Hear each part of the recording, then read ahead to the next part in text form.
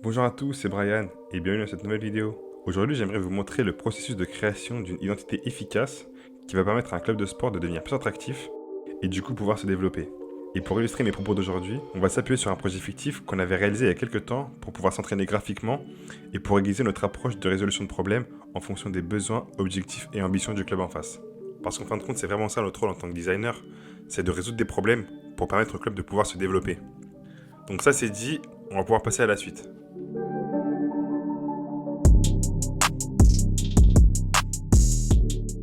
Donc comme je vous l'ai dit au début, c'est un projet fictif, mais c'est important pour nous de pouvoir travailler sur un club réel, avec de vrais problèmes à résoudre et de vrais objectifs, qui pourraient potentiellement bénéficier d'une refonte visuelle pour pouvoir passer à une étape supérieure de son développement. Et pour ça, on s'est mis à la recherche d'un club aux alentours, un club qui pourrait être intéressant. Et on a repéré le club de basketball de Saint-Michel-sur-Orge, une ville de notre département en Essonne. Et c'était intéressant, premièrement parce que c'était du basketball, un sport très visuel, donc c'est important d'avoir une bonne image de marque. Et ensuite, il nous fallait un club qui montre une volonté de développement et de l'ambition. Et c'est ce qu'on a retrouvé dans ce club de Saint-Michel. Et ça, on peut s'en rendre compte extérieurement avec leur bonne présence digitale. Ils ont un très bon site qui est simple et très bien tenu. Il y a beaucoup de contenu, comme on peut le voir ici avec l'historique complet du club. Je sais qu'à un moment donné, on pouvait consulter l'historique d'anciens joueurs passés au club. Donc ça, c'est quelque chose que j'ai pas trouvé partout et j'ai trouvé ça super pour un club de cet échelon. Donc ça montre vraiment qu'il y a des personnes derrière qui sont préoccupées par le club. Et de toute façon, on peut le voir avec cet organigramme où on voit un staff qui est assez fourni. Petit plus aussi pour la playlist Spotify qu'ils ont pris le temps de créer et de mettre à disposition sur le site. C'est quelque chose aussi qui est très original et qui commence un peu à se faire aussi sur des sites pour partager un peu l'univers des clubs. Côté réseau, on est bon aussi, avec un compte qui est régulièrement tenu à jour. On a une bonne interaction avec sa communauté, donc de ce côté-là, il n'y a rien à signaler. Il y avait également une boutique en ligne, ce qui est assez rare à ce niveau-là, parce que la plupart du temps, les clubs utilisent un système de bons de commande, un système qui est un peu plus ancien, un peu plus lourd et du coup qui est pas très flexible. J'en ai gardé une photo parce qu'à l'heure actuelle, le site a été supprimé, mais ça montre qu'il y avait un intérêt déjà à créer des sources de revenus, donc on était vraiment dans cette optique de développement. Et je pense que le fait qu'il ait supprimé, c'est intéressant parce que ça veut peut-être malheureusement dire qu'elle n'a pas trouvé le succès espéré. Ça peut venir de plusieurs choses, hein, comme par exemple la rupture du contrat avec l'hébergeur de la boutique en ligne, ou tout simplement, et je pense que c'est l'option la plus plausible, c'était sûrement dû au manque de propositions, une offre pas très variée en termes de merchandising, et ça c'est quelque chose qu'on pouvait régler avec une identité faite sur mesure pour le club justement. Et en parlant d'identité, j'ai beaucoup aimé malgré tout l'identité actuelle. Je me souviens pas avoir vu un autre club avec une vraie mascotte et j'ai trouvé ça génial. Ils lui ont même donné un nom, donc ça c'est super original. Et il est vraiment utilisé de manière pertinente avec des événements autour des enfants, comme un club professionnel quoi. Donc c'est vraiment génial.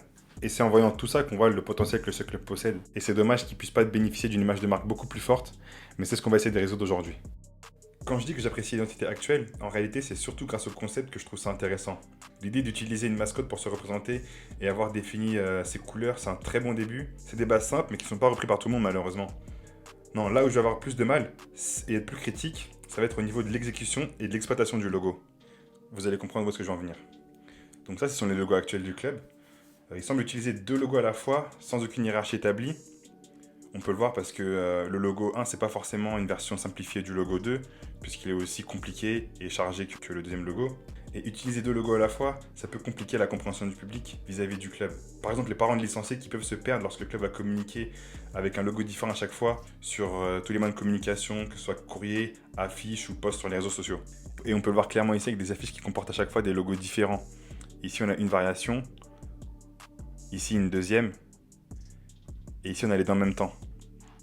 On peut se dire que c'est pas un souci parce que les logos au fond se ressemblent quelque peu, mais sur le logo 2, on a un élément qui est assez fort, qui est l'aigle, qui n'est pas présent sur le premier, et ça peut porter à confusion sur des documents de savoir si c'est bien le club qui communique ou pas.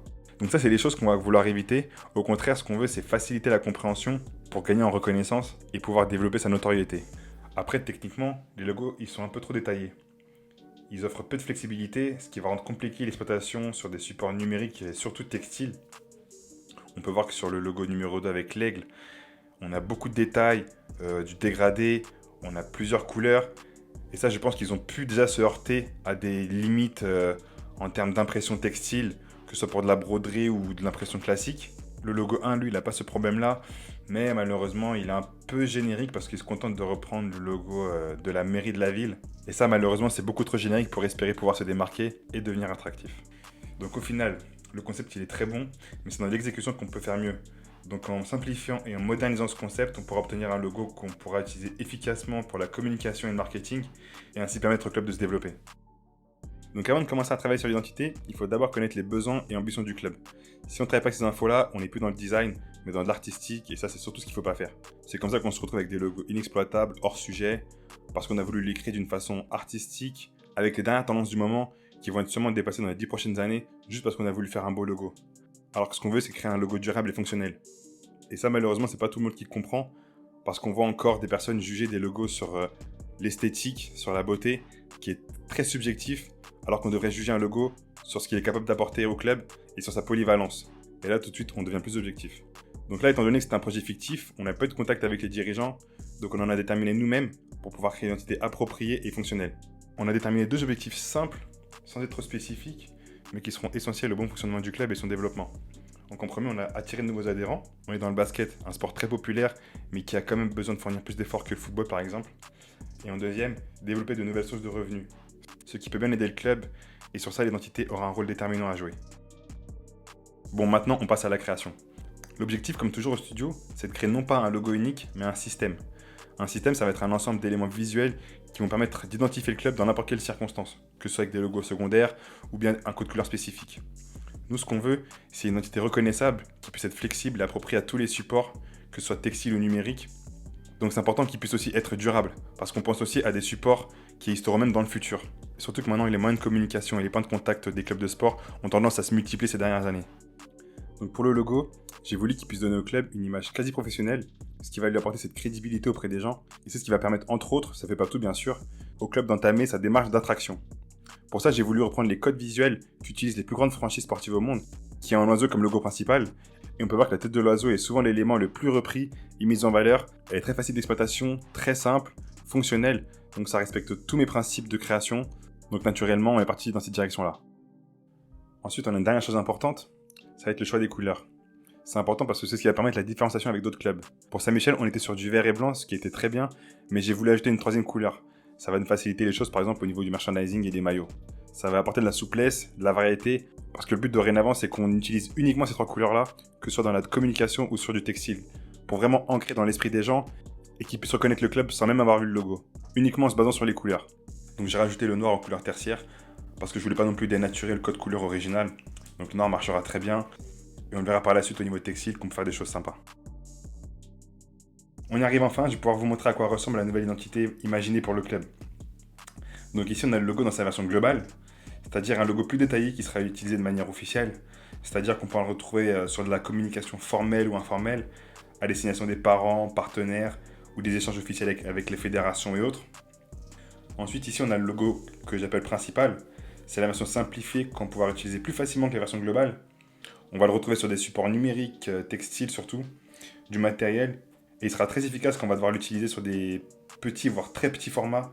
Je vous montre un exemple d'application sur le site d'une petite équipe de basket qui va utiliser pour son icône de site son logo secondaire qui est beaucoup plus adapté à ce besoin. Ça peut ressembler à du détail, mais c'est important de pouvoir avoir un logo utilisable à chaque instant.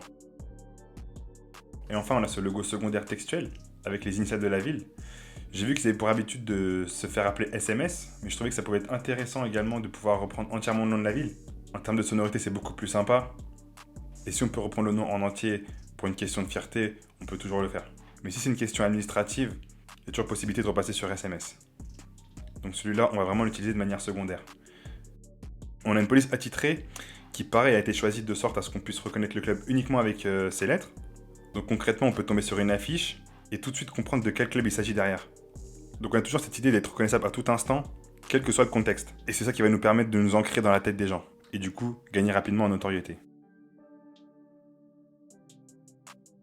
Donc au final, on se retrouve avec un logo qui respecte les principes qu'on se fixe tout le temps, c'est-à-dire un logo simple, fonctionnel, on a pu le voir sur les différentes applications, et ici avec la possibilité de toujours pouvoir l'adapter si besoin d'une manière monochrome. Et dernier principe qui va de pair avec la simplicité, la durabilité. Comme je vous le disais au début, ce qu'on veut faire c'est un bon logo qui puisse durer et rester efficace dans le temps, sans qu'on ait à le changer dans les 10-15 prochaines années. pour devoir ensuite se réadapter aux conditions du futur. Et ça, c'est vraiment une mission qu'un logo simple peut relever. Donc là, vraiment, je pense que l'objectif, il a été atteint. Donc maintenant qu'on a l'identité, on va pouvoir passer à l'application. On voulait un club avec une image pro, donc on va devoir appliquer certaines choses en interne pour pouvoir provoquer ce changement. Comme par exemple les tenues de club. Alors ces tenues, on peut voir ça comme un uniforme qui va être porté à chaque moment de vie du club par tous les différents corps de l'équipe. Du président, des coachs, les joueurs, jusqu'aux bénévoles. Ça va déjà permettre de développer physiquement la nouvelle identité en interne et même en externe pendant les déplacements. Et ça va permettre également de fédérer et unir les membres comme s'ils appartenaient à un clan, une grande famille, tout en respectant une forme de hiérarchie, puisque tout le monde aura le même uniforme, mais pas la même couleur. Par exemple, on peut se dire que les coachs porteront du vert, les joueurs du blanc et les bénévoles du noir. Ça peut paraître superflu, mais il ne faut vraiment pas négliger ce qui peut impacter positivement une équipe. Ensuite, en application, on a la communication, celle qu'on peut avoir avec le public, sur du format papier ou sur les affiches, mais principalement sur les réseaux pour pouvoir informer de l'actualité du club. Et dans ce cas, c'est important d'avoir une présentation professionnelle et propre pour soigner son image de marque. Donc là, on peut voir que le club partageait sur ses réseaux l'actualité du club de manière un peu générique. Et donc là, j'ai rapidement fait un planning de match sur un week-end que les parents ou les joueurs pourront consulter. Et on peut voir que même sans la présence du logo, on peut deviner qu'il s'agit du club grâce aux couleurs et à la police spécifique. Et ça va permettre au club d'être identifié d'une manière plus efficace et obtenir beaucoup plus de notoriété. Et en parlant de notoriété, on en arrive au deuxième besoin auquel on souhaitait répondre, c'était celle de la création de nouvelles sources de revenus. Parce que avoir de la notoriété, ça peut attirer d'éventuels sponsors locaux qui vont vouloir greffer leur image à celle d'un club connu et reconnu dans toute la ville. Et c'est un peu pour ça qu'on a intentionnellement fait un logo qui n'évoque pas forcément le basketball, pour lui offrir la liberté de devenir par exemple le logo général de toutes les structures sportives de la ville. Ça peut avoir un effet très puissant de pouvoir être reconnu par tous les habitants et donc d'encore plus augmenter sa notoriété auprès des commerces et les sponsors qui vont forcément vouloir associer leur image à une structure qui a la confiance des habitants, des parents. Ça peut également développer un sentiment d'appartenance auprès des jeunes et tisser un lien fort entre eux et leur ville, vu qu'ils seront amenés à défendre les couleurs d'un drapeau commun. Donc ça, c'était vraiment une liberté qu'on s'est accordée par rapport au projet, parce qu'on a trouvé ça original et que ça pouvait servir à un contexte social, donc ça nous avait semblé une bonne idée. Mais pour en revenir aux sources de revenus, la principale source, elle peut venir du merchandising. Et c'est là qu'avoir une image bien pensée va devenir avantageux. On va passer du simple logo à poser sur un t-shirt à une collection vraiment créée sur mesure pour l'équipe et ses adhérents, des vêtements conçus pour déclencher ce sentiment d'appartenance et de fierté auprès des joueurs. Ici, on peut voir des designs assez exclusifs qui, encore une fois, avec ces codes graphiques-là, permettent de reconnaître le club sans pour autant avoir le logo à chaque fois. Donc c'est vraiment pour le coup une vraie image de marque. Après, ça reste un marché très restreint qui est destiné en général pour les membres du club et leurs proches, mais ça reste tout de même non négligeable. Mais c'est là qu'ils ont de la chance d'être un club de basketball. C'est que ce sport possède un élément qui est devenu un accessoire de mode au fil du temps, et c'est le maillot. Donc on pourrait bien imaginer que des habitants de la ville ou des alentours, pas forcément du club, pourraient s'intéresser à ce maillot-là. Question de style pour la garde-robe, que ce soit pour l'été ou autre. C'est quelque chose qui est fort possible, donc il ne faut surtout pas hésiter à l'envisager. Donc ça, c'est les maillots imaginés. C'est important qu'ils soient simples et efficaces, encore une fois, uniquement avec les 3 couleurs, toujours pour faciliter la reconnaissance. Et du coup, d'un point de vue de merchandising, limiter les barrières, avoir le maillot le plus simple possible, le plus attractif, à la manière des maillots qu'on peut retrouver dans la très connue Ligue américaine. Donc voilà, c'est à peu près tout ce qu'on avait à vous montrer sur ce projet fictif qu'on a adoré créer. C'était sûrement un peu long, mais c'était important de parler du besoin aujourd'hui de développer son image de marque et également de montrer que derrière chaque création d'identité visuelle, il y a une vraie réflexion et que c'est pas seulement un dessin présent pour faire joli. Pour les prochaines vidéos, on aimerait encore partager cette expertise sur le branding autour du sport et faire une série de vidéos pour juger de la pertinence des logos d'équipe. Donc si vous êtes intéressé pour passer sur la chaîne, pour qu'on puisse analyser votre logo, vous pouvez nous envoyer par mail, je le mettrai en description, toutes les infos sur votre club, le site, les réseaux, les objectifs et les ambitions surtout, et on pourra analyser tout ça en vidéo et donner quelques conseils. Je pense que ça pourrait être des vidéos très intéressantes. Donc sur ce, moi je vous remercie pour votre temps, et j'espère que vous aurez appris de nouvelles choses aujourd'hui.